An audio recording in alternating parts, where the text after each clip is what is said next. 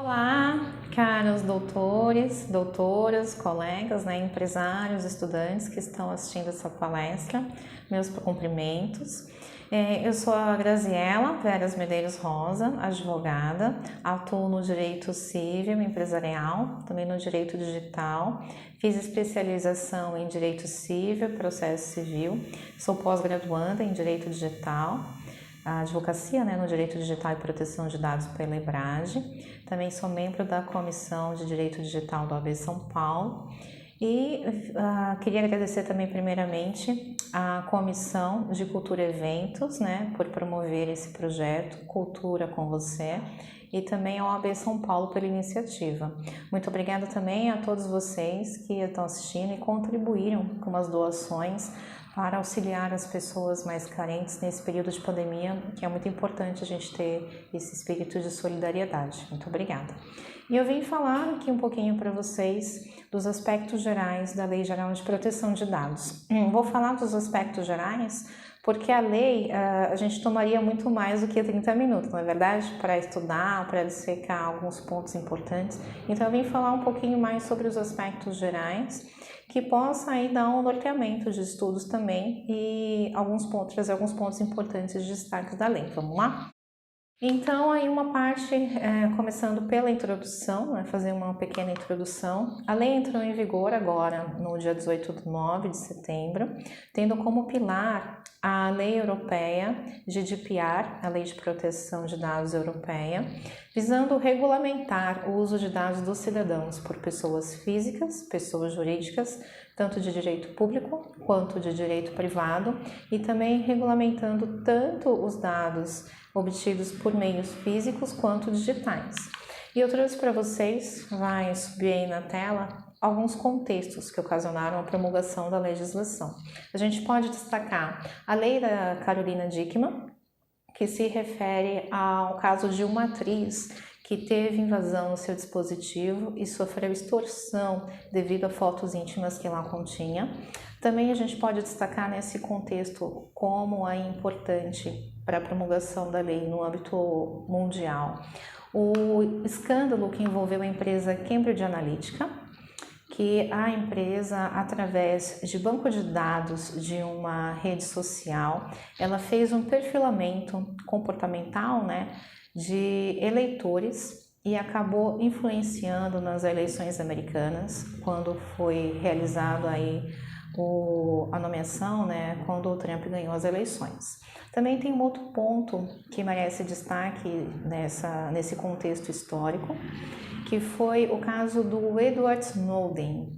O Edward Snowden, ele era um analista de sistemas, trabalhou tanto na CIA quanto na NASA, e ele trouxe aí ao público a realização de um sistema que estava sendo desenvolvido pelo governo americano, que realizava, na verdade, monitoração em massa da população, ou seja, através de um fim que seria, primeiramente, para a segurança nacional, o governo americano, com parceria de provedores de conexão, tinha acesso às informações da população para o seu proveito, para o seu próprio proveito, para se utilizar até de manobras comerciais no âmbito mundial. Dito isso, também eu acho que é importante trazer para vocês estatísticas de grandes vazamentos de dados que ocorreram. Aí, através do site Information is Beautiful, a gente consegue verificar com atualização os casos que ocorreram de vazamentos. Em 2019, a gente pode destacar o caso do próprio Facebook. Em 2020, agora o caso da Microsoft. Também, para contextualizar, eu trouxe as estatísticas das marcas mais valiosas do mundo. Através do site How Much, a gente consegue identificar que, nesse contexto de evolução de forma exponencial da tecnologia, as empresas mais valiosas são justamente as empresas que realizam os negócios através de informações, através dos dados. Em primeiro lugar, nós temos a Amazon, seguindo aí o Google e a Apple. E também tem um vídeo que eu acho que seria interessante para vocês, para demonstrar para vocês como isso chega para nós quando eu digo nós titulares de dados, É um vídeo rapidinho de 3 minutos, eu vou passar para vocês.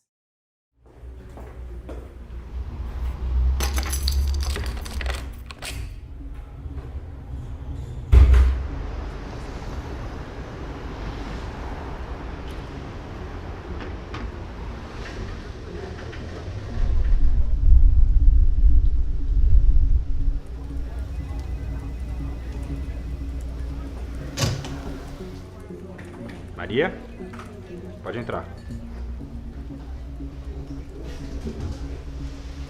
Maria, o seu currículo foi o melhor currículo que chegou para a vaga que a gente está oferecendo. Você tem uma ótima experiência profissional, mas nós não vamos poder te contratar. Quem sabe, numa próxima oportunidade. Essa cena não faz sentido. Para entender melhor essa história, teremos que voltar um pouco no tempo.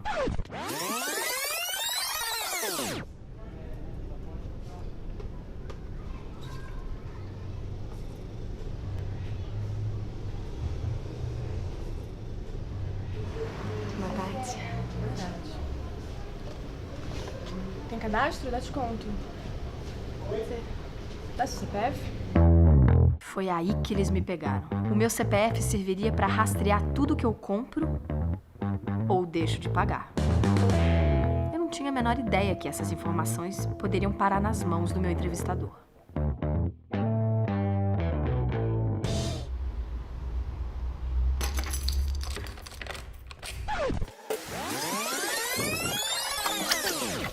Você tem bastante experiência e é bem o perfil que estamos procurando. Foi o que ele me disse antes de não me contratar. Afinal, quem vai querer contratar uma mulher que pode estar grávida e ainda por cima mergulhada em dívidas? O Congresso está prestes a aprovar uma lei para o uso de dados pessoais por empresas e pelo poder público. Isso pode te proteger ou te deixar ainda mais desprotegido. Participe desse debate. Acesse direitosnarede.org.br.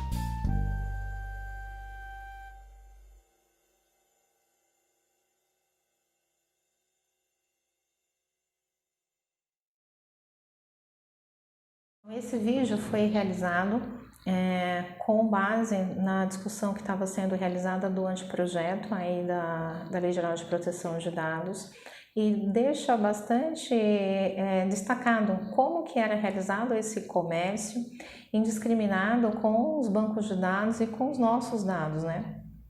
E justamente a Lei Geral de Proteção de Dados, ela veio para coibir esse tipo de compartilhamento indevido, ela veio para regularizar toda essa gama de informações que são disponibilizadas aí no âmbito até mundial, né, da população. E a lei, ela descreve o que são dados pessoais e o que são dados pessoais sensíveis. Ela tem essas duas classificações na lei. O artigo 5º fala que qualquer informação relativa a uma pessoa natural, identificada ou identificável, né, que possa identificá-la ou que torne-a identificável, são dados pessoais, como por exemplo, nome, RG, CPF, carteira de trabalho, endereço, e-mail, dados de localização, endereço IP, entre outros. Ou seja, aqui a gente está falando de dados propriamente ditos que são aí corriqueiramente disponibilizados por nós, né, no nosso cotidiano, que a gente pode destacar esse ponto. Também a lei, ela ressalta o que são os dados pessoais sensíveis, que são aqueles de origem racial e étnica, opiniões políticas, filiações partidárias, convicções religiosas ou filosóficas, filiação sindical, dados biométricos, dados de saúde, relativos à vida sexual ou orientação sexual. E aqui, conforme o artigo 11, parágrafo 1º, a lei ela não traz um rol taxativo, pelo contrário, esse rol é um rol exemplificativo. Podem ser identificados, sim, outros dados sensíveis que não estejam aqui previstos nesse artigo. Ela deixa uma margem de interpretação ampla. E sendo que a LGPD também dispõe de regras específicas para tratamento de dados sensíveis, bem como também na hipótese de dados de crianças e adolescentes e da transferência internacional dos dados.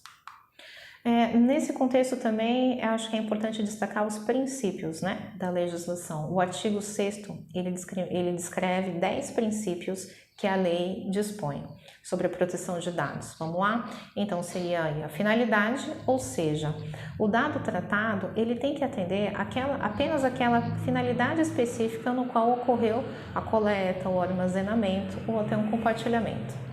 Também temos o princípio da adequação, do livre acesso, ou seja, o titular dos dados, ele tem que ter livre e total acesso às suas informações, as informações que são guardadas, que são armazenadas ou coletadas, por exemplo.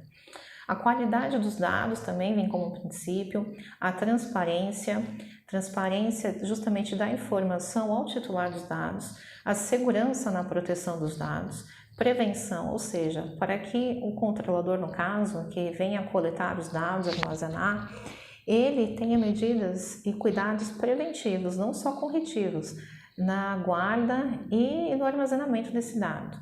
A não discriminação também é um princípio da lei que merece destaque, porque a lei coíbe que seja realizado qualquer tipo de coleta, armazenamento, tratamento com fins discriminatórios, como por exemplo, um perfil comportamental, ele não deve ser utilizado para fins discriminatórios. Também outro princípio seria a responsabilização e a prestação de contas que o artigo 6º descreve, ou seja, o controlador ele tem a responsabilidade de identificar os mecanismos, né, tanto técnicos quanto administrativos, para resguardar os dados dos titulares, dos seus clientes e realizar uma prestação de conta justamente de como é realizado esses tratamentos. Portanto, a LGPD ela não vai se aplicar se o tratamento for realizado por pessoa física para fins exclusivamente particulares e não econômicos, bem como por aqueles dados que tenham se tornado públicos pelo próprio titular, resguardados os direitos fundamentais previstos na Constituição, isso está disposto no artigo 4º da LGPD. Também não se aplica para fins jornalísticos, artísticos e acadêmicos na forma da lei, para fins exclusivos de segurança pública, defesa nacional, segurança do Estado, atividades de repressão e infrações penais.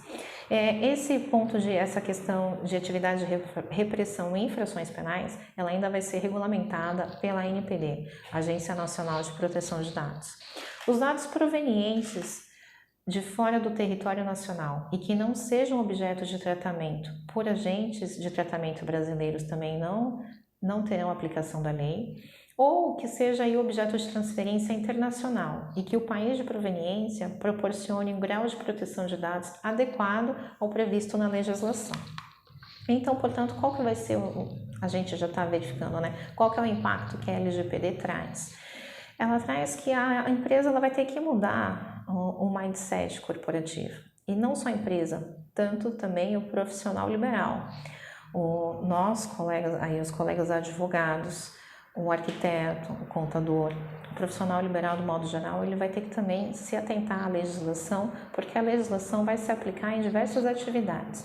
E a partir de então, os dados coletados devem ser tratados de acordo com as bases legais previstas na LGPD, como, por exemplo, sob o consentimento do titular, devendo haver o livre acesso à integralidade de tratamento, mediante disponibilidade de informações claras e precisas ao cidadão. Quais são, então, as bases legais, né, de tratamento? A lei, ela prevê 10 bases legais de tratamento, um pouco diferente da GDPR, que é a Lei de Proteção de Dados da Europa, que prevê 6 bases legais. Aqui na nossa legislação nós temos 10 bases legais. E aí no topo, né, posso citar em primeiro lugar, a lei dispõe do consentimento do titular, mas não é para toda empresa ou profissional liberal sair coletando o consentimento de todos os seus clientes, né, dos usuários, se for e-commerce, e dos consumidores. Pelo contrário, Eu acho que a gente tem que tomar um certo cuidado com o consentimento do titular. E antes de utilizar essa base legal, identificar se há outras 9 bases legais que a lei prevê não se enquadra para o tratamento realizado pelo negócio da empresa, pelo negócio do profissional liberal. Porque o consentimento do titular, ele pode ser revogado a qualquer momento. É direito do titular a revogação do seu consentimento. Imagine uma empresa pautar todo o seu negócio com base num consentimento que pode ser revogado. Então, antes de sair colhendo o consentimento de todos os seus clientes, é importante verificar se há outras bases legais não atende, o fundamento não atende a finalidade do tratamento de dados. Nós temos, nesse sentido, também como base legal o legítimo interesse, a necessária execução do contrato, o exercício regular de direitos, em processo judicial, administrativo ou arbitral, o cumprimento de uma obrigação legal ou regulatória. Então, é importante, primeiro, que se faça uma identificação da base legal de tratamentos que a empresa realizará, ou está realizando já, E, portanto, então, quais são os direitos dos titulares? A lei traz como direito dos titulares o direito de confirmação da existência do tratamento, o direito de anonimização, bloqueio ou eliminação de dados desnecessários, eliminação de dados pessoais tratados com consentimento, portabilidade dos dados. Esse aqui é um caso que a NPD vai precisar editar resoluções, a portabilidade, como será realizado.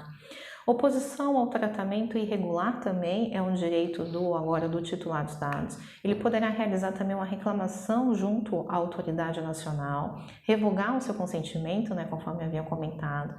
Ele tem o direito de ter acesso, o titular, a titular tem o direito de ter acesso à correção dos seus dados, informações sobre a possibilidade de não fornecer o consentimento e sobre as consequências da negativa. Ou seja, o consentimento ele vai ter que ser livre e inequívoco, ele não pode ser induzido, Não basta só colocar, vamos supor, se for um e-commerce, colocar lá um opt-out só para, sim, aceito receber e-mails marketing, por exemplo. É importante indicar até um double check, sim, aceito, ou também contendo um box, se ele aceita sim, ou se aquele é box de não, uma opção, dar uma opção para o usuário, para o cliente, para o consumidor. Assim, tanto o profissional autônomo, a empresa ou o poder público na condição de controlador ou operador deverão adotar medidas técnicas e administrativas para a proteção dos dados dos titulares, inclusive com a adoção de medidas preventivas e políticas de governança. Políticas de governança seriam no sentido de uma série de regras internas da empresa e processos que possam e visem garantir a proteção dos dados dos titulares.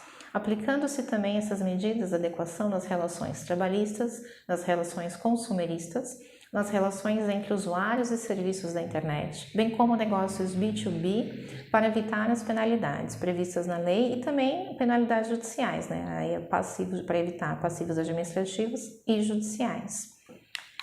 E quais são as penalidades previstas na lei? Bom, a lei prevê desde a advertência até a proibição parcial ou total do exercício de atividades relacionadas ao tratamento. Eu trouxe aí para vocês as disposições que a lei prevê das penalidades, embora essa parte da lei esteja só para entrar em vigor em agosto de 2021, é importante ter atenção que, como o nosso ordenamento, as leis se conversam, se interagem, isso não impede que seja aplicada subsidiariamente o Marco Civil da Internet e o próprio Código de Defesa do Consumidor. Tanto que nós tivemos recentemente até uma empresa que ela já foi condenada por realização de compartilhamento indevido do dado de um adquirente de uma unidade imobiliária. Então, em que pese essas penalidades previstas na LGPD estejam com previsão para entrar em vigor em agosto de 2021, o nosso ordenamento, subsidiariamente, vai ser aplicado a LGPD, aí a Lei de Defesa do Consumidor e também a Lei do Marco Civil da Internet.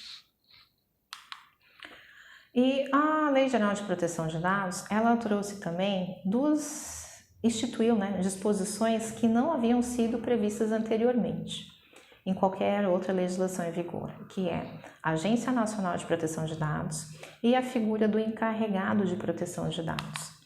A Agência Nacional de Proteção de Dados será um órgão vinculado ao Poder Executivo, que terá entre suas atribuições o dever de zelar pela proteção dos dados pessoais, aplicando-se sanções no caso de descumprimento da LGPD. Então, ela terá também como atribuição, a gente pode destacar aqui, a editar regulamentos e procedimentos sobre o relatório de impacto à proteção de dados e também editar orientações acerca da adequação de micro e pequena empresa, porque atualmente, sem a regulamentação acerca de como será devida a adequação da micro e pequena empresa, tem-se que a micro e pequena empresa deverá nomear o seu DPO, o seu encarregado de dados. Houve recentemente já a nomeação dos diretores da NPD, então provavelmente aí para os próximos meses a gente vai ter alguma regulamentação específica e ela terá que traçar uma diretriz acerca também, né, da adequação da micro e pequena empresa. A composição da NPD será por um conselho diretor, abaixo terá o Conselho Nacional de Proteção de Dados e Privacidade, a Corregedoria, uma ouvidoria, assessoria jurídica e unidades administrativas. O encarregado pelo tratamento de dados, também chamado de Data Protection Officer, DPO, que é uma terminologia também que a gente importou do GDPR, da lei europeia, ele será o intermediador entre a empresa e a NPD, bem como um canal de comunicação entre a empresa e o titular de dados. E aí, como eu comentei anteriormente, né, no slide eu mencionei que assim entende-se que com a entrada em vigor da LGPD, não havendo regulamentação específica da NPD, todas as empresas deverão indicar o seu DPO publicamente. Aí vem um questionamento, né, que geralmente as pessoas me fazem.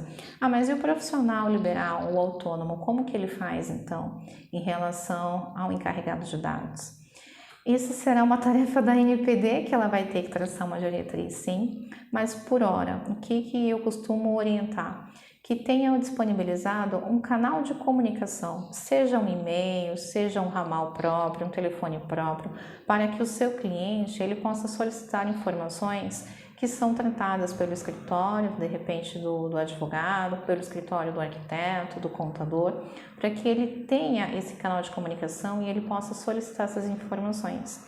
Porque um dos fundamentos da LGPD é a autodeterminação informativa, ou seja, o titular dos dados é o dono dos dados, ele tem o direito de receber informações sobre todo o seu fluxo de dados, o que é armazenado, o que foi descartado. Então, o marco, assim, vamos dizer, o mais importante seria justamente manter esses direitos. Então, manter um canal de comunicação em que pese, de repente, a empresa, o autônomo não tenha até condições de realizar todo o processo de adequação agora, é importante, então, dar prioridade para que haja um canal de comunicação para que o titular possa obter essas informações quando for solicitado. Então, o controlador também deverá ainda comunicar à autoridade nacional e ao titular a ocorrência de incidentes de segurança que possa acarretar risco ou dano relevante aos titulares em prazo razoável também a ser definido pela NPD. A lei menciona também sobre os conceitos de boas práticas e governança. A gente vê várias disposições na lei remetendo a boas práticas e também a governança, que devem ser aplicadas pelos controladores e operadores no âmbito de suas competências, que estabeleçam ações educativas, mecanismos internos de supervisão e mitigação de riscos relacionados ao tratamento de dados.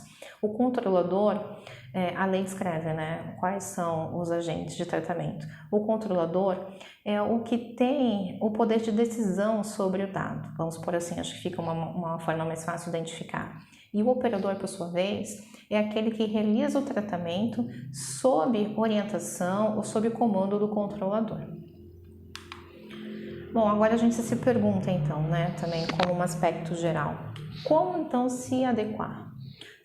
Seguindo uma metodologia sugerida para adequação em relação a possibilitando práticas de governança e compliance, eu costumo sugerir alguns passos para realizar a adequação. O primeiro seria um planejamento com estudo detalhado da legislação, estudo profundo da lei e também as suas origens, o que ocasionou a promulgação, seria importante entender esses aspectos. Segunda etapa, vamos dizer assim, seria realizar um mapeamento do fluxo de dados existentes, exatamente identificar qual a entrada, qual o fluxo e até onde é realizado o descarte dos dados. Identificação seria o terceiro passo, identificação dos riscos existentes. Com o fluxo de dados realizado, dá para assim identificar quais os riscos existentes de possíveis vazamentos, ou, por exemplo, quais os contratos que a empresa ou profissional tem que ainda não estão adequados à legislação, que não tem discriminado com a base legal, se utiliza compartilhamento com quem utiliza. É importante destacar esses pontos para depois serem corrigidos, serem mitigados. E o quarto passo seria justamente implementação de políticas internas. Aqui sempre se orienta a realização de políticas de privacidade, se for um e-commerce, termos de uso, é bom indicar, políticas de segurança da informação, políticas de acesso, se a empresa utiliza sistemas com logs, gerenciamento dos consentimentos, e também as outras medidas mitigatórias que seriam até implementação de alguns sistemas, ferramentas que não estejam adequadas, para as que já estejam no mercado disponibilizadas com adequação. Também seria importante já nessa quarta etapa identificar quem vai ser o GPO, quem vai ser o encarregado de dados, como que vai ser realizado o canal de comunicação da empresa com o titular dos dados e também depois, posteriormente, já identificar como vai ser realizado essa comunicação com a ANPD, se for necessário responder alguma notificação. Realizar um compliance, de medidas aí que tragam mitigação dos riscos existentes, dos riscos identificados com o mapeamento do fluxo de dados. E por último, a quinta etapa seria realizar uma auditoria para identificar se todas as medidas de implementação, se todas as medidas corretivas, preventivas foram capazes de mitigar os riscos existentes. E claro, é uma lei nova, tudo está sendo discutido recentemente, então, posteriormente, com algumas resoluções da ANPD, pode-se realmente mudar até essa metodologia que foi apresentada. É um âmbito que vamos ter que percorrer, de adequação de vários sistemas, de vários métodos e processos internos, para poder dar proteção e garantir a própria privacidade do titular dos dados. Bom, era isso que eu tinha para falar então para vocês. Espero ter esclarecido aí os aspectos gerais da Lei Geral de Proteção de Dados. O meu muito obrigado a todos e eu deixo também os meus contatos. Caso queiram enviar dúvidas ou sugestões, críticas, fiquem à vontade. Meu muito obrigada, viu?